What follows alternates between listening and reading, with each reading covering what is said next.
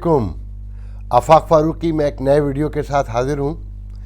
आप आजकल थोड़ा बिज़ी हूँ, पाकिस्तान में हूँ, तो कुछ मूड भी नहीं होता यार दोस्तों में, पुरानी महफ़िलें आप समझ सकते हैं। तो काफ़ी अरसे के बाद आया हूँ। तो बहरहाल पहला मौजू तो मेरा मुल्क अमेरिका ही है, जहाँ कल नए प्रेसिडेंट इलेक्ट बाइडन जो हैं ओथ सेरेमनी उनकी है, जिसमें डोनाल्ड ट्रंप शिरकत नहीं करेंगे। देखते हैं कि नायब सदर जो मौजूद हैं आज के दिन तक, माइक पेंस आते हैं कि नहीं आते हैं। मेरा ख्याल है वो आएंगे, उनको इतना कोई ज़्यादा ख़ास प्रॉब्लम नहीं नज़र आता मुझे। बहरहाल ये तो सब आपको पता होगा कि 25,000 वहाँ ट्रूप्स लगे हुए हैं, और न्यूयॉर्क में, शिकागो में, जहाँ जहाँ मिक्स आबादियाँ हैं वहाँ भी मुमकिन किसी ख़तरे के पेश नज़र सिक्योरिटी रखी गई है। जो सबसे अहम बात है कि बाइडन कहा जा रहा है कि अपना पहला जो एडमिनिस्ट्रेशन का पहला फ़ैसला जो डिसीजन लेंगे, वहाँ जो इस वक्त 11 मिलियन के करीब जो इमिग्रेंट्स हैं, नॉन इमिग्रेंट्स जिनके पास कोई पेपर्स वगैरह नहीं है शहरियत के या ग्रीन कार्ड के, तो उनके लिए एक एमनेस्टी का ऐलान करेंगे कि जनवरी 1 2021 से जो लोग वहाँ हैं और वो टैक्स देते हैं और उनके सिक्योरिटी क्लियरेंस मिल जाती है, तो वो अपने एक आर्जी 5 ईयर के लिए पहले अप्लाई करेंगे रेजिडेंसी के लिए। उस दौरान उन्हें ग्रीन कार्ड दिया जाएगा, और उसके बाद वो नेक्स्ट 3 ईयर में चाहें तो शहरियत के लिए भी अप्लाई कर सकेंगे, और ये 8 साल का प्रोसेस होगा। इसमें दो अहम बातें हैं। एक तो कहा जाता है कि बाइडन ये ओबामा के दौर में जो बिल्स आए थे इमिग्रेशन के, जो रिपब्लिकन ने नहीं पास होने दिए थे, ये उनसे कुछ कमज़ोर पैकेज है। ये जो एमनेस्टी बिल है इसमें कोई ज़्यादा जान नहीं है, इसमें बड़ी खामियां हैं। दूसरे ये कि एक ऐसे मौके पर जब वाइटेस्ट और कंजर्वेटिव इमिग्रेशन के शदीद ख़िलाफ़ हो चुके हैं, और यही असल लड़ाई हुई है कि जी डर है कंजर्वेटिव को कि अमेरिका जो उन्होंने बिल्ड किया उस पर इमिग्रेंट्स कब्ज़ा कर लेंगे।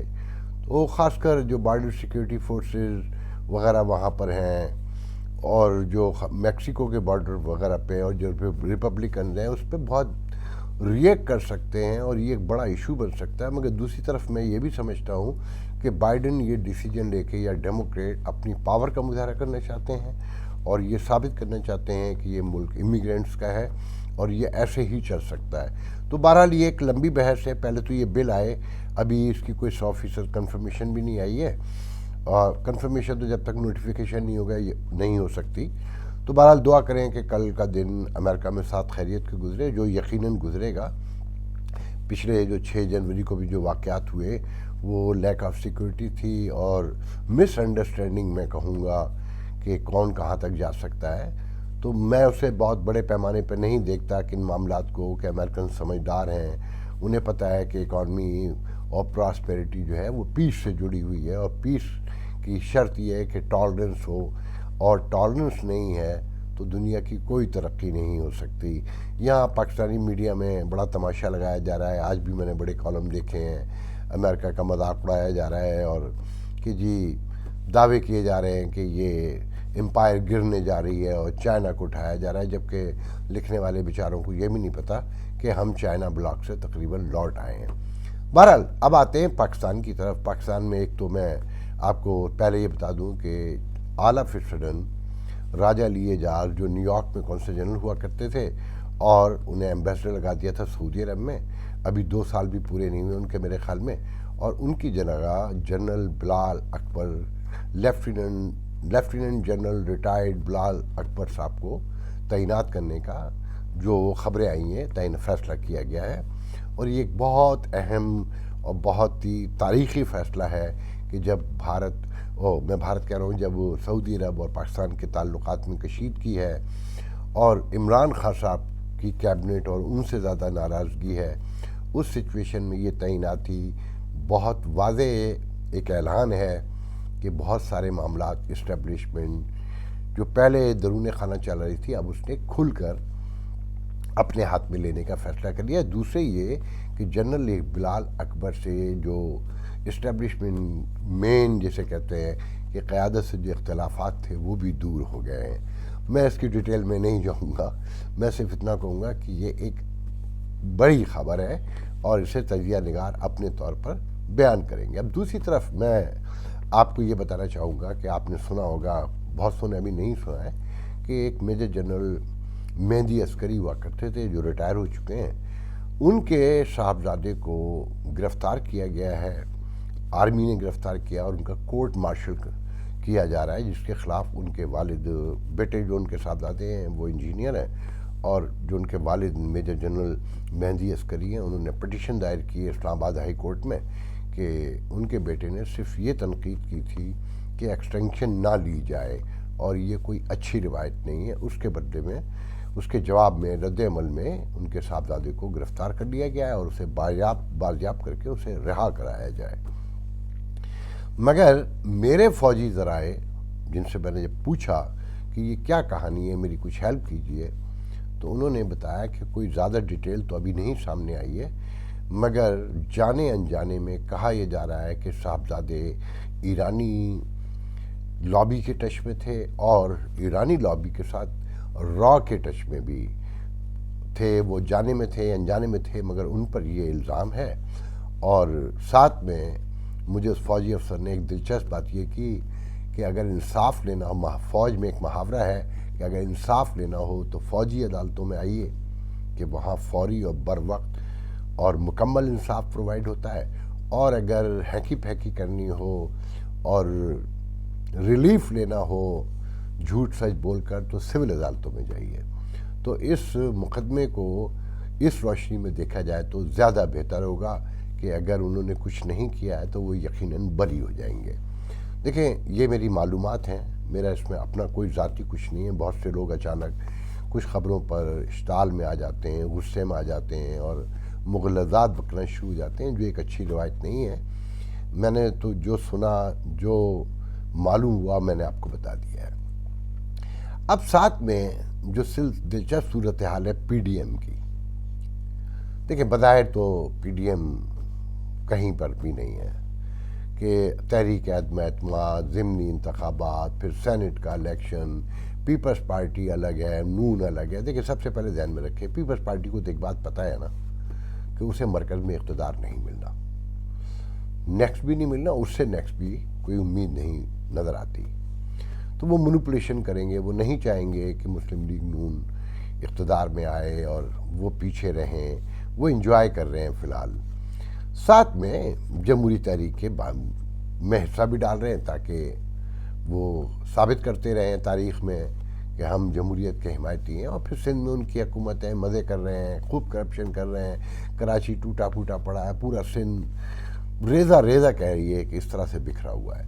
وہ کل ضمنی الیکشن میں بھی جیت چکے ہیں، جو غلام ارباب رحیم کو انہوں نے ہرایا ہے. بیٹے نے جیتی ہے سیٹ باپو کے انتقال کے بعد.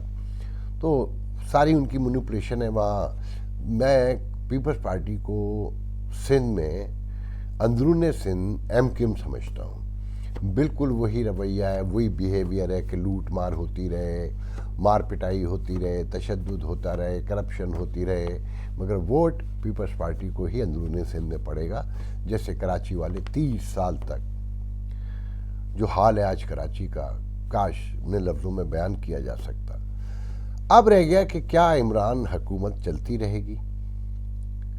جو حالات ہیں، دیکھیں، یہ جو جہاز کا واقعہ ہوا ہے ملائیشیا میں، وہ بھارتی کمپنی تھی جس نے قبضے میں لیا اور پاکستان کو ایمبیرس کیا. ایک ایٹمی ملک کو جس بڑے پیمانے پر ایمبیرسمنٹ کا سامنا ہے، یہاں لوگوں کو احساس ہی نہیں ہے. کوئی سوچ سکتا ہے کہ ریاست کے اثاثوں پر ایسے قبضے کیے جانے لگے؟ مگر یہاں یہ کہا جا رہا ہے کہ جی نواز شریف نے مہنگا سودا کیا تھا. اگر مہنگا سودا کیا تھا تو ریاست کے لیے ایمبیرسمنٹ کا سامان کیا جاتا ہے. اس پر گفتگو ہونے کے بجائے یہ کہا جا رہا ہے کہ جی اپنی غلطی نہیں مان رہے، یہ نہیں کہہ رہے کہ ادائیگی وقت پہ پے نہیں کی، اگر کوئی مقدمہ تھا تو اسے پراپر فالو نہیں کیا. اور ملائیشیا جس کے ساتھ بلاک بنانے جا رہے تھے، جس کی وجہ سے سعودی عرب کو ناراض کیا، وہاں کی عدالت سے اس بھارتی کمپنی نے فیصلہ لیا اور مسافروں کو اتارا گیا اور جہاز قبضے میں لیا گیا۔ میں نے تو افریقہ کے کسی ملک میں بھی ایسا کسی حادثے اور واقعے کے بارے میں نہیں سنا، اور میں نے بہت کوشش کی پڑھنے کی، جاننے کی کہ شاید کسی ریاست کو یہ امبیرسمنٹ اٹھانے پڑی ہو، مگر مجھے کہیں نہیں ملا۔ آپ یہ دیکھیں ڈکلائن اس سوسائٹی کا، اس ریاست کا کس بڑے پیمانے پر ہو رہا ہے، لوگوں کو احساس تک نہیں ہے، بلکہ الزام تراشیاں در الزام تراشیوں کے پیچھے دونوں پارٹیاں، تینوں پارٹیاں چھپ رہی ہیں۔ کہا جا رہا ہے کہ جی عمران خان کو اگلے 5-6 مہینے میں فارغ کر دیا جائے گا۔ میں نہیں مانتا۔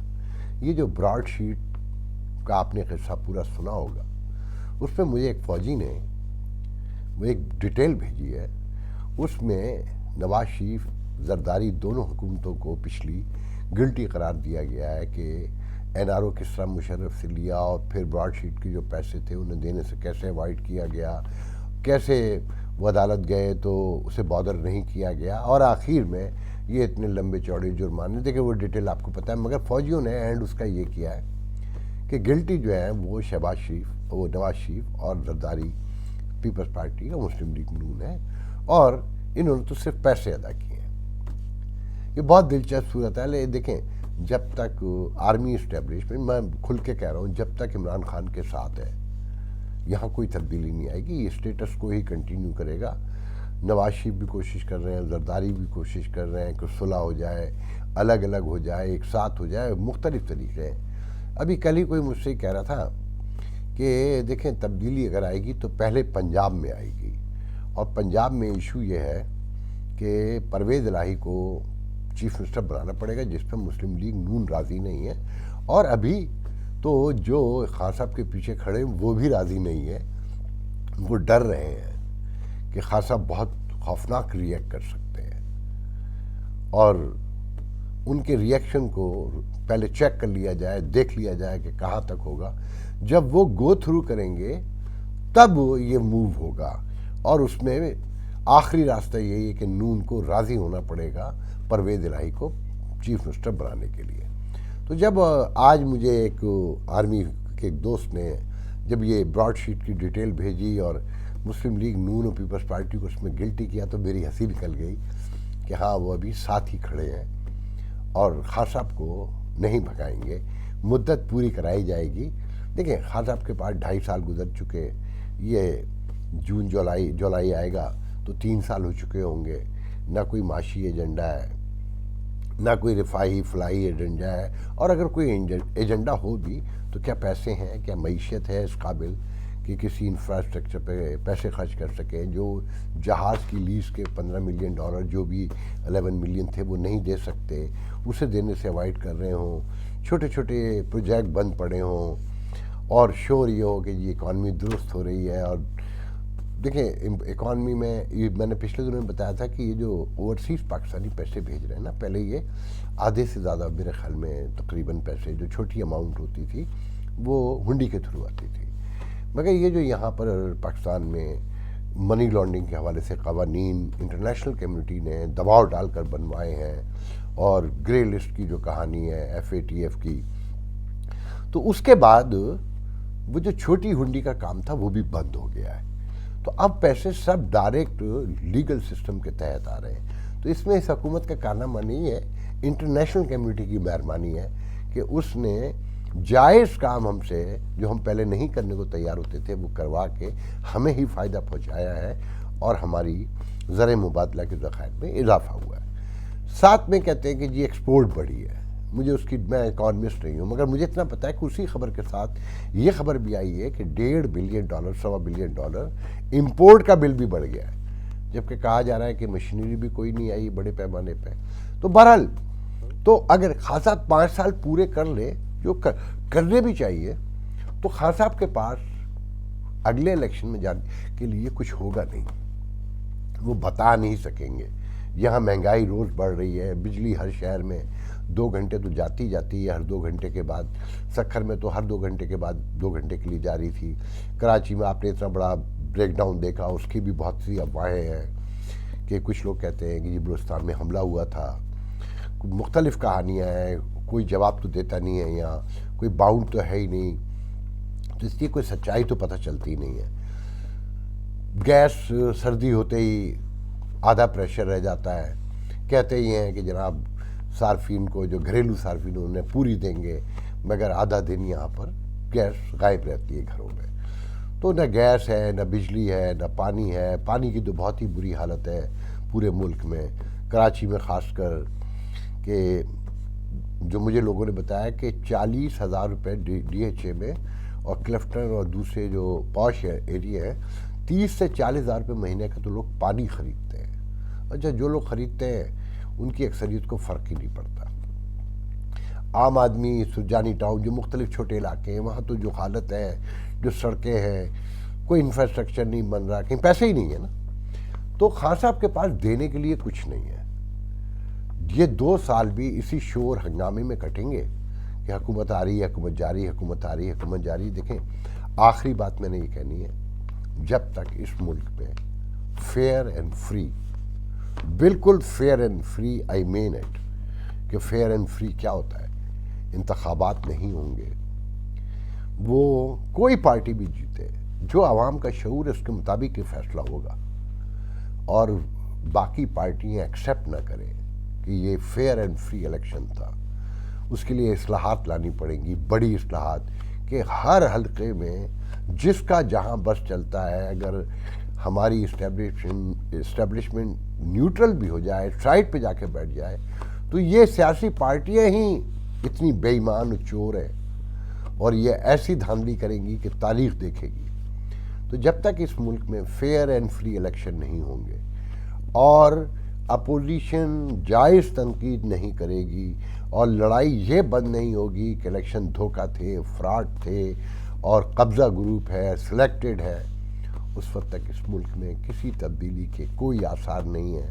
میں نے پہلے بھی کہا تھا، آج بھی اس پہ ویڈیو بند کرتا ہوں، کہ عوام تو ہیں ہی بند گلی میں، پہلی بار اسٹیبلشمنٹ بھی بند گلی میں ہے، حکومت بھی، اپوزیشن بھی، کسی کو کچھ نہیں پتا کہ کہاں جانا ہے، کیسے جانا ہے، یہ مسائل کیسے حل ہوں گے، یہ معاملات کیسے درست ہوں گے۔ میں نے یہاں بہت سارے انٹرویوز کیے ہیں، جو میں ایک ایک کر کے لے کر آؤں گا سامنے، اور وہ پاکستان کے نامور ترین لوگ ہیں جنہیں ملک کے تمام حلقے ہی پسند کرتے ہیں۔ میں یہاں کے سوشو پولیٹیکل حالات اور جو گراؤنڈ ریئلٹیز ہیں ان کی زبانی سنواؤں گا، تو آپ لوگ شاید بہتر انداز میں سمجھ سکیں کہ آج کا پاکستان کیا ہے۔ تو اگلے ویڈیو تک کے لیے اجازت دیجیے، انشاءاللہ آپ سے بات ہوتی رہے گی۔ اللہ حافظ۔